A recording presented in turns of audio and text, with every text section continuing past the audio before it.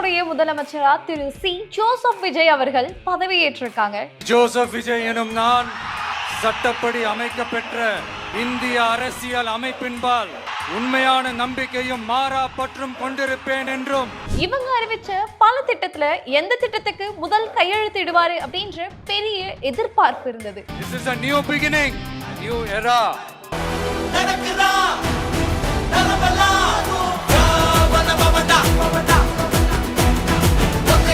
ஒரு திட்டம் எதிர்பார்த்தோம், ஆனா 1க்கு 3 திட்டங்கள்ல திரு ஜோசப் விஜய் அவர்கள் கையெழுத்திட்டு இருக்காரு. 200 யூனிட்டுகள் கட்டணமில்லா மின்சாரம். அது என்ன திட்டம், அது எப்படி நடைமுறைக்கு சாத்தியம், யாரெல்லாம் அந்த திட்டத்துக்கு எலிஜிபிள், கூடுதலா இதுல இருக்கக்கூடிய நடைமுறை சிக்கல்கள் என்ன அப்படின்ற பல விஷயங்களை தான் இன்னைக்கு இந்த வீடியோல முழுமையா தெரிஞ்சுக்க போறோம். மறான இந்த வீடியோவை கடைசி வரைக்கும் ஸ்கிப் பண்ணாம பாருங்க. போஸ்வாலா டெய்லி தமிழ் நேயர்களுக்கு வணக்கம், நான் மதுமிதா. 2026 தமிழகத்துடைய தேர்தல் வெற்றிகரமாக முடிஞ்சு டிவிகே தலைவர் திரு எஸ் ஜோசப் விஜய் அவர்கள் தமிழகத்துடைய முதலமைச்சரா பதவியேற்றிருக்கார். ஸோ அப்படி இருக்கும்போது இவங்களுடைய தேர்தல் வாக்குறுதிகள் நிறைய கொடுத்திருப்பாங்க. நம்ம ஆட்சிக்கு வரோன்ற பட்சத்துல அந்த தேர்தல் வாக்குறுதிகளை ஒன்னொன்னா செயல்படுத்த ஆரம்பிப்பாங்க. அப்படி இருக்கும்போது விஜய் அவர்கள் நிறைய தேர்தல் வாக்குறுதிகள் கொடுத்தாங்க. எதுக்கு முதல் கையெழுத்திடுவாங்க அப்படின்ற பெரிய எதிர்பார்ப்பும் மக்கள் மத்தியில இருந்தது. அந்த வகையில நேத்து விஜய் அவர்கள் தமிழக முதலமைச்சரா பதவியேற்றாரு. ஏற்ற உடனே 1க்கு 3 திட்டங்களுக்கு கையெழுத்திட்டு இருக்காரு. ஸோ அது என்ன திட்டம் அப்படின்னு பாத்தீங்கன்னா, ஃபர்ஸ்ட் 200 யூனிட் இலவச மின்சாரம், 2வது சிங்கப்பெண் திட்டம், 3வது மாவட்டம் தோறும் போதைப் பொருள் தடுப்பு படை.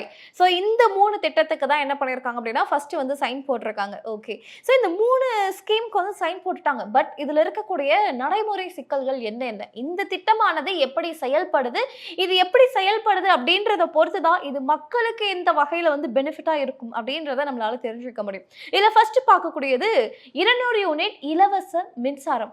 ஸோ இந்த 200 யூனிட் ஃப்ரீ எலக்ட்ரிசிட்டி அப்படின்றது யாருக்கெல்லாம் கிடைக்கும் அப்படின்ற ஒரு பெரிய எதிர்பார்ப்பு இருந்துச்சு. எல்லாருக்குமே கிடைக்குமா, ரெண்ட் வீடுகளுக்கு பயன்படுத்தக்கூடிய இதுவும் கமர்ஷியல் பர்பஸ் பயன்படுத்தக்கூடிய எல்லாருக்குமே இந்த 200 யூனிட் இலவசம் அப்படின்ற பெரிய எதிர்பார்ப்பு இருந்துச்சு. ஸோ ஒரு சில கண்டிஷன்ஸோட அதுக்கான அரசாணை, அதாவது கவர்மெண்ட் ஆர்டர்னு சொல்லக்கூடிய ஜியோ நேற்று ரிலீஸ் பண்ணியிருந்தாங்க. ஸோ இந்த ஜியோல என்ன பர்டிகுலரா மென்ஷன் பண்ணியிருக்காங்க அப்படின்னு பார்த்தீங்கன்னா, ஃபர்ஸ்ட் யாரெல்லாம் வீடுகளுக்கு பயன்படுத்துறாங்களோ அவங்களுக்கு மட்டும்தான் இந்த 200 யூனிட் ஆனது ஃப்ரீ அப்படின்னு சொல்லியிருக்காங்க. 2வது மாதந்தோறும் இபி கால்குலேட் பண்ணுவாங்க இல்லையா, ஸோ அந்த மாதிரி இதுக்கப்புறம் இருக்காது. 2 மாசத்துக்கு ஒரு தடவை நாங்கள் கால்குலேட் பண்ணுவோம். அப்படி கால்குலேட் பண்ணும்போது இந்த 2 மாசத்துக்கும் சேர்ந்து யாரு 500 யூனிட்டுக்கும் கம்மியா பயன்படுத்திருக்காங்களோ அவங்களுக்கு தான் இந்த 200 யூனிட் இலவசம். ஒருவேளை 500 யூனிட்டுக்கும் அதிகமா பயன்படுத்தியிருக்காங்க அப்படின்ற பட்சத்துல அவங்களுக்கு இந்த 200 யூனிட் ஃப்ரீ திட்டத்தின் கீழே எலிஜிபிள் ஆக முடியாது. ஸோ முன்னாடி இந்த திட்டம் வரதுக்கு முன்னாடி ஃபர்ஸ்ட் 100 யூனிட் ஃப்ரீ அப்படின்னு சொல்லியிருந்தோம் இல்லையா, அந்த திட்டத்தின் கீழே வேணா அவங்க 100 யூனிட்டை ஃப்ரீயா பெற முடியும் அப்படின்னு சொல்லியிருக்காங்க. இன்னும் புரியுற மாதிரி சொல்லணும் அப்படின்னா, என்ன எடுத்துக்கோங்களேன், இப்போ எங்க வீட்டில் இருக்கு, நாங்கள் பயன்படுத்திக்கிட்டு இருக்கோம். இந்த மாசத்துக்கும் அடுத்த மாசத்துக்கும் சேர்த்து எங்களுடைய இபி பில் ஒரு 400 யூனிட் வருதுன்னு வச்சுக்கோங்களேன். 500 யூனிட்டுக்கும் கம்மியா இருக்கு, இப்போ 400 யூனிட் வருது. அதுல 200 யூனிட் எனக்கு என்னவாயிடும், ஃப்ரீ. மீதி இருக்கக்கூடிய 200 யூனிட்டுக்கு நான் இபி பில் கட்டினா போதும். இப்போ அடுத்த சிச்சுவேஷன், மனோஜ்னு ஒரு நபர் இருக்காங்க, அவங்க வீட்டில் 2 மாசத்துக்கு சேர்த்து கால்குலேட் பண்ணும்போது ஒரு 700 யூனிட் வருது. ஸோ இவங்களுக்கு 700 யூனிட் வர்றதுனால இந்த 200 யூனிட் ஃப்ரீ கிடைக்காது. பழைய திட்டம் பிரகாரம் 100 யூனிட் ஃப்ரீ தான் கிடைக்கும். அப்போ அந்த 700 யூனிட்ல 100 யூனிட் போயிடுச்சு அப்படின்னா 600 யூனிட்டுக்கு அவங்க கரண்ட் பில் கட்டுற மாதிரி இருக்கும். ஸோ இந்த திட்டம் செயல்பாட்டுக்கு வருது அப்படின்ற பட்சத்தில் அரசாங்கத்துக்கு கூடுதலா 1730 கோடி கூடுதலா செலவாகும் அப்படின்றதுமே அவங்க சைட்ல இருந்து சொல்லியிருக்காங்க. அது மட்டும் இல்லாம 500 யூனிட்டுக்கு கம்மியா யூஸ் பண்ணக்கூடிய 2.23 கோடி குடும்பதாரர்கள் பெனிஃபிட் ஆவாங்க அப்படின்றதையுமே அந்த அறிக்கையில வெளியிட்டிருந்தாங்க. ஸோ விஜய் அவர்கள் 2வதா கையெழுத்திட்ட திட்டத்துடைய பெயர் சிங்கப்பெண் சிறப்பு அதிரடி படை. ஸோ இந்த சிறப்பு படை எதை நோக்கி செயல்படுறாங்க அப்படின்னு பார்த்தீங்கன்னா, பெண்களுக்கு நடக்கக்கூடிய அநீதிகளா இருக்கட்டும், இல்லை அவங்களுக்கு ஏதாவது பாதுகாப்பு இல்லாத ஒரு சுச்சுவேஷன் வருது அப்படின்ற பட்சத்தில் இந்த சிறப்பு படை களத்தில் இறங்கி அவங்களுடைய பாதுகாப்புக்கு ஒரு முக்கிய ஒரு கவசமா இருப்பாங்க.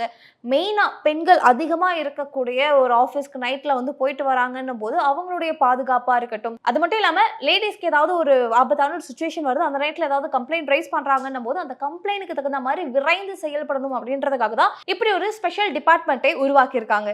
ஸோ இந்த ஸ்பெஷல் ஃபோர்ஸ் எப்படி செயல்படுவாங்க அப்படின்னு பார்த்தீங்கன்னா, மெயினாக பெண்கள் அதிகமாக கூடக்கூடிய இடங்களாக இருக்கட்டும், இல்லை இரவு நேரத்துக்கு வந்து வேலைக்கு போயிட்டு ரிட்டர்ன் வராங்க, இல்லை கேர்ள்ஸ் ஸ்கூல், கேர்ள்ஸ் காலேஜாக இருக்கட்டும், ஐடி பார்க்ஸ், இந்த மாதிரி பெண்கள் அதிகமாக கூடக்கூடிய இடங்களில் அவங்களுடைய பாதுகாப்பை மெயினாக வந்து கவனிக்கிற மாதிரியும், அவங்களுக்கு எந்த ஒரு அசம்பாவிதமும் நடக்காத வகையில் இந்த சிங்கப்பெண் சிறப்பு படையானது செயல்படும். மோரோவர் பெண்கள் ஏதாவது கம்ப்ளைண்ட் ரைஸ் பண்ணுறாங்கன்ற பட்சத்தில் அந்த கம்ப்ளைண்ட்டை விரைந்து அதுக்கான என்ன தீர்வை வந்து கொடுக்க முடியுமோ அதை வந்து கொடுப்பாங்க.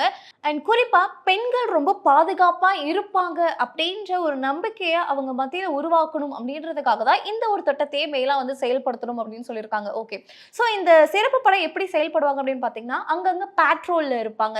இரவு நேரங்களில் வந்து ஒரு ஐடி பார்க் வந்து ஒரு 12 மணிக்கோ ஒரு 11 மணிக்கோ முடியுது அப்படின்னும் போது அந்த இடங்கள்ல அதிகப்படியான பெண் காவலர்கள் வந்து இருப்பாங்க, பேட்ரோல்ல இருந்துகிட்டே இருப்பாங்க.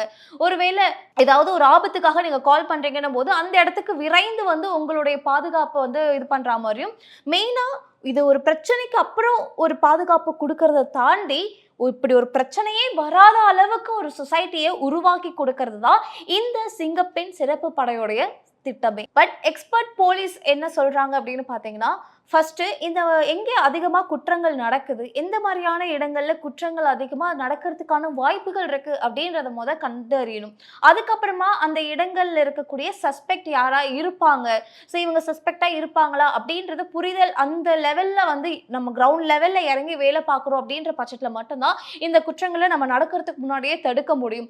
ஸோ அது எந்த அளவுக்கு சாத்தியமா இருக்கும் அப்படின்றத வந்து நம்ம கொஞ்சம் கொஞ்சமா செயல்முறைக்கு கொண்டு வரும்போது தான் அதை பத்தின ஒரு அவேர்னஸ் வந்து தெரியும் அப்படின்றதுமே இந்த இடத்துல பதிவு பண்றாங்க. சோ இதுல மூணாவதா விஜய் அவர்கள் போட்ட திட்டத்தோடைய பெயர் பாத்தீங்க அப்படின்னா, மாவட்டம் தோறும் போதைப் பொருள் தடுப்பு படை. சோ மெயினா நிறைய இடங்கள்ல இந்த போதைப் பொருட்களுடைய பழக்கமானது ரொம்ப அதிகமா இருக்கு. குறிப்பா எங்க அப்படின்னு பாத்தீங்கன்னா, யங்ஸ்டர்ஸ் மத்தியில ஸ்கூல் வாசல்லங்க, ஸ்கூல் கேன்டீன்ல, காலேஜ் ஹாஸ்டல்ல, கேன்டீன்ல வந்து சப்ளை பண்றாங்க. நிறைய இந்த ஸ்மோக் ட்ரக்ஸ் அப்படின்ற ஒரு விஷயங்கள் வந்து ரொம்ப அதிக அளவில் இருக்கு. ஸோ இதெல்லாம் முற்றிலும் தவிர்க்கணும். மாணவர்களுடைய இந்த இளமை பருவத்தை எந்த ஒரு அசம்பாவிதமும் இல்லாமல் அவங்க வந்து எஜுகேஷனில் கான்சென்ட்ரேட் பண்ணி போகணுமே தவிர இந்த மாதிரி இல்லீகல் ஆக்டிவிட்டீஸில் வந்து மாணவர்கள் வந்து எதுலையுமே வந்து செயல்படக்கூடாது, ஈடுபடக்கூடாது. ஸோ அதுக்கு என்ன மாதிரியான விஷயங்களை வந்து பண்ண முடியுமோ அதை நாங்கள் பண்ணுவோம் அப்படின்றதா இந்த போதைப் பொருள் எதிர்ப்பு படையோடைய மெயின் நோக்கமே. ஓகே, ஸோ இது எப்படி செயல்படும் அப்படின்னு பார்த்தீங்கன்னா, 37 மாவட்டங்கள்ல 37 யூனிட்ஸ் வந்து இருப்பாங்க. அதே மாதிரி 9 மாநகர காவல் பகுதிகளில் பார்த்தீங்க அப்படின்னா 28 யூனிட்ஸ் வந்து இருப்பாங்க. ஸோ இது இவங்களுடைய மெயின் வேலையே என்னவா இருக்கும் அப்படின்னா, எங்கே போதைப் பொருள் அதிகமாக சப்ளை ஆகுது அப்படின்றத ஆராய்ச்சி பண்ணி அங்கே வந்து அதிகப்படியான பாதுகாப்பு போடுறதா இருக்கட்டும். அண்ட் மோரோவர் இதை யாரு சப்ளை பண்றாங்க, சப்ளை செயின் எப்படி இருக்கு அப்படின்றத கண்காணிக்கிறதுல இருந்து அந்த சப்ளையர் கிட்ட இருந்து மாணவர்கள் கிட்டையோ இல்லை அந்த சப்ளை செயினே இல்லாத அளவுக்கு ஒரு சொசைட்டியை வந்து உருவாக்கணும் அப்படின்றதுதான் இவங்களுடைய மெயின் நோக்கமாகவே இருக்கும். ஸோ அங்கங்கே வந்து பேட்ரோல் இருந்துகிட்டே இருப்பாங்க, மஃப்டியில் இருப்பாங்க.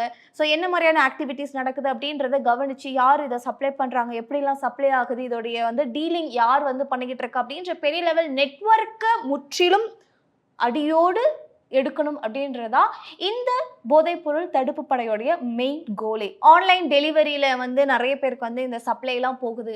ஸோ இதெல்லாம் வந்து கண்காணிச்சு இங்கே இந்த சப்ளை செயினுமே சேர்த்து முற்றிலும் வந்து ஸ்டாப் பண்றதா இவங்களுடைய கோலே. ஸோ அது மட்டும் இல்லாம இந்த போதைப் பொருட்களுக்கு அடிக்ட் ஆகி இருக்கக்கூடிய மாணவர்களா இருக்கட்டும் இல்லை யாரா இருந்தாலுமே அவங்களுக்கு கூட்டு வந்து அந்த கன்சல்டேஷனா இருக்கட்டும், அதுல இருந்து அவங்களை வெளியே கொண்டு வரதுக்கான முயற்சிகளுமே இதுலயே வந்து சேர்ந்து இருக்கும் அப்படின்னுமே வந்து சொல்லப்படுது. ஸோ தமிழக அரசு எடுத்ததுமே ஒரு 3 திட்டத்தை இன்ட்ரடியூஸ் பண்றாங்க அப்படின்னும் போது கண்டிப்பா அது மக்களுக்கு பயனுள்ளதா இருக்கணும் அப்படின்ற வகையில தான் வந்து இன்ட்ரடியூஸ் பண்ணுவாங்க.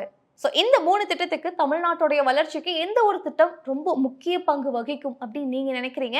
அடுத்தபடியா இந்த ஒரு திட்டத்தை செயல்படுத்தினா நல்லா இருக்கும் அப்படின்ட்டு நீங்க நினைக்கக்கூடிய திட்டம் என்ன அப்படின்றதுமே தாராளமா இந்த வீடியோடைய கமெண்ட் செக்ஷன்ல பதிவு பண்ணுங்க. அண்ட் உங்களுடைய ஒப்பீனியன்ஸ் அண்ட் சஜஷன்ஸை படிக்கிறதுக்கு நான் ரொம்பவே ஆர்வமா இருக்கேன். அண்ட் இந்த மாதிரி இன்னொரு சுவாரஸ்யமான வீடியோல உங்களை வந்து சந்திக்கிறேன். Thank you so much.